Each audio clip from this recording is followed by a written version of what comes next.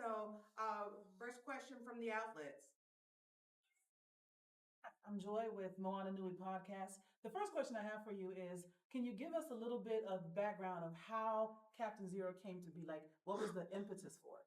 Got you. So Captain Zero actually emerged from a depressive episode that I had when I was 18 years old and I just moved to Orlando, Florida. I just started college, Full Sail University, is where I got my bachelor's degree in film. It was, again, just a very, very tumultuous time. Like I was first time being away from home, first time, having my own responsibilities. At that time, I had already been diagnosed with major depressive disorder at 17. So I was already like a year into my diagnosis. But again, this is still very early on. So this is like 2015. I had no immediate friends or family members that knew even where to start the conversation surrounding mental health. So the idea emerged from, again, just a really, really bad depressive episode. And in that moment, I kind of felt plagued with like two choices. I could either do something that I felt would be destructive, or I could do something that felt constructive. And because art was always something that I'd loved since I was a kid, I'd been drawing since I was 5 years old. I was like, you know what? Let me just take everything that I'm feeling right now and put it into something. And initially, the idea behind Captain Zero was really just supposed to be about me getting my diagnosis at 17 years old and navigating what that was like as, a black teenager. That's the initial conception of what it was supposed to be about. But as the time went on, I started thinking about all the various different influences, the things that I loved growing up, which was animation and cartoons and superheroes and stuff like that. Static Shock, Justice League the animated series, Spider-Man the animated series, X-Men the animated series, Batman the animated series. All of those were really, really big and pivotal for my childhood, stories that I absolutely love. So then I was like, yeah, you know what? The other thing that I also thought about was, again, super huge big fan of Static Shock. And I remember when Static Shock went off air in 2005, I was like, dang, so like, are they gonna make like another movie or another thing or like something? And I was just waiting and waiting and waiting and waiting and waiting, and nothing happened. So it was just like, okay, if y'all aren't going to tell what this story is, or what it would be like to tell the story of a modern black kid who's trying to navigate all these kinds of things, then I'll do that. And then yeah, that's where I conceptualized that.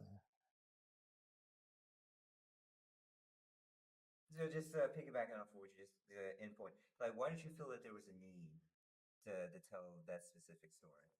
At that particular point in time, I felt the best way to describe it is I felt voiceless. It felt like everything that I was experiencing at that point in time, again, because this was 2015, there were no conversations about mental health. It literally felt like I was screaming into a void, or I just seemed like a very unhinged, crazy person. I just didn't know what to do with all of the pent up, bottled up feelings and emotions that I was going through. So I was like, I need to get this out. More than anything, Captain Zero was about a cathartic release for me. I was like, I need to get this out. I need to say what it is that I feel because I just feel so misunderstood. I don't think anyone understands me. So I wanted to create something that was like, if you've never experienced mental health issues, if you don't know what depression or anxiety is like, if you just watch this thing or look at this thing, you'll be like, oh, okay. I get what that's like. I can see what it would be like for someone to experience that, or what it's like for that to be in someone's head. So for me, that's why it was really important. And I also think it's important just to keep moving the conversation forward.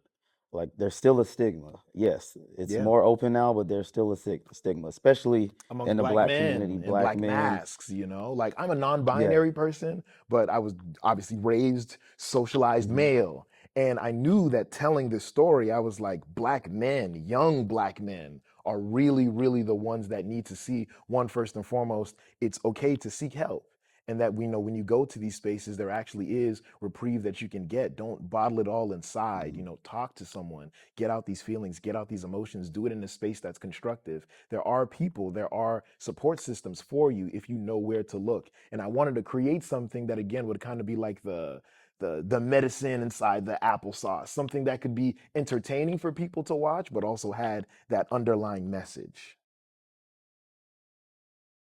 Mac Jenkins, Moana Nui podcast as well. Um, Looking at a few of the projects that you all have upcoming, I noticed in a couple of the synopses, whichever one is the right one to say, I'm I honestly got not you. sure, that it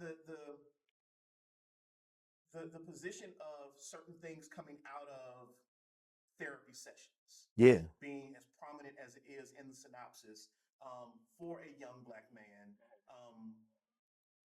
I, you just covered that, and I think that's just wonderful and beautiful. The actual second part of the question I was going to ask was, did you get a lot of pushback as you were trying to get the production going and getting everything done? Was there a lot of pushback of people saying, well, nobody's going to want to see the story of Black men in therapy, or you've got too many Black and brown people in your project? Why aren't there some other, Oh yeah. non-Black and brown people in your project? Oh yeah, for As a Black sure. kid from Atlanta who loves superheroes, Mm, I love the fact that your stuff, again, what I've seen of it, and I can't wait to see it on the big screen. yeah. I love the fact that it's as Black as it is. Yes.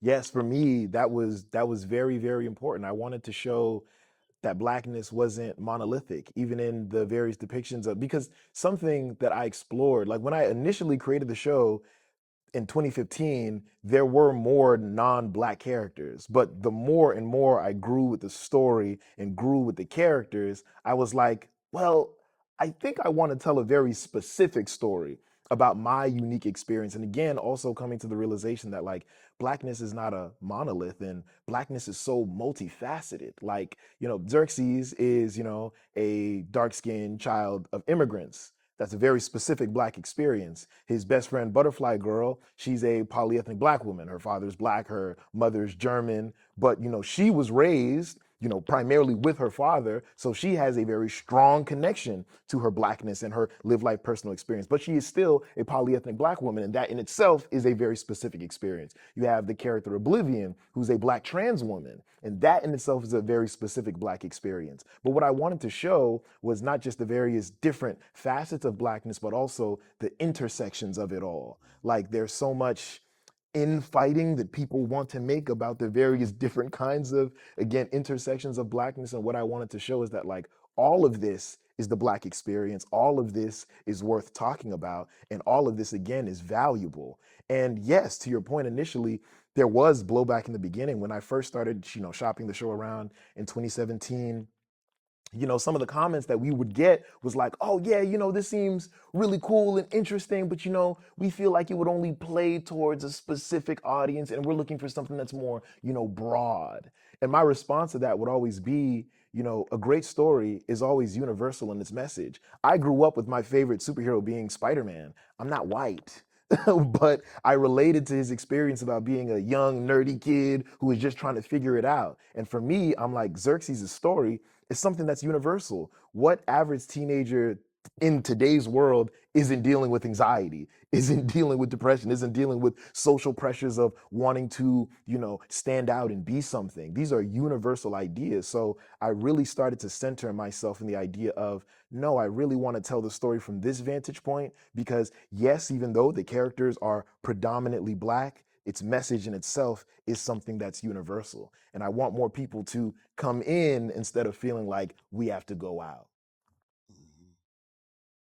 You mentioned earlier that the writing of Captain Zero, or the beginning of it, was cathartic for you. Like you had to get this out. You mentioned using your art as a method of expressing yourself.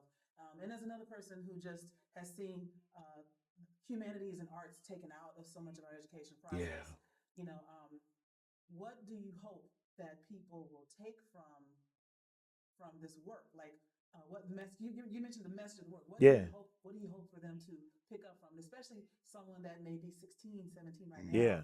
and struggling? What would you want them to get from this?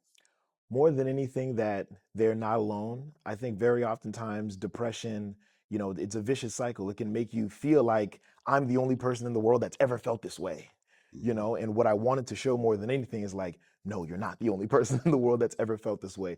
Other people feel this, have gone through this, are going through this, and that there is a light at the end of the tunnel. But also, again, all of the various different ties and messages of Captain Zero, the importance of mental health, Blackness not being a monolith, and then also Black history and why that was very important to tell. Like something that we talk a bit more about in the feature film version of the project compared to the short is the origin of hyperhumans and how they became what they became. And I based that origin off of the story of Henrietta Lacks, a story that a lot of people don't know about. But if you do know the story and you do know the knowledge about, how the Heli cells, the immortal cell line, we basically make a remixed version of that and say that that was the impetus of how all hyperhumans were created and the reason why all hyperhumans in Captain Zero's universe are predominantly black. So I wanted the show to also have all of these other elements that would tie back into history that would make people go, oh, that's interesting, or that's curious, and be like, well, that's actually based off of a real thing that really happened, or is happening. So all of these messages, I feel like, are the things that make Captain Zero, really, really important. Last question. What projects, what things do you have on the horizon coming up soon? And how can people find you to get deeper into your work? So we have a short film that we just finished. We just got accepted into Tribeca, which is super, super dope. After that, we have a feature film, which we're currently in pre-production for. We're looking to start production in July. The goal after that is to release in 2027 and then follow up with an animated series. And then there's a whole host of other animated projects that we'd like to make. Again, for me, cutting edge animation, I really, really want to bring back 2D animation. Again, the stuff that I grew up watching, the stuff that I feel like is the bedrock of what makes animation really, really great. And yeah, I'll kick the rest over to Chris, where you can find us and the other stuff. You can find us at Captain Zero TAS pretty much on all social media platforms.